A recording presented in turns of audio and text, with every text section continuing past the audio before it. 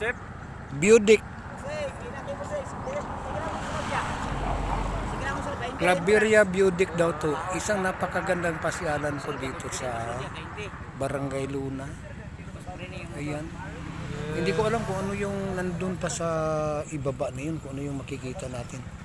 Kasi napakalaking bangin. Wala. Yan kapupusing 100 lang. Kana 100 na? Sige, tulo ka putos.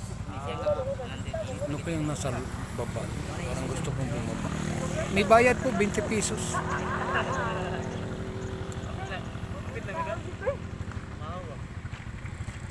Pinakyo.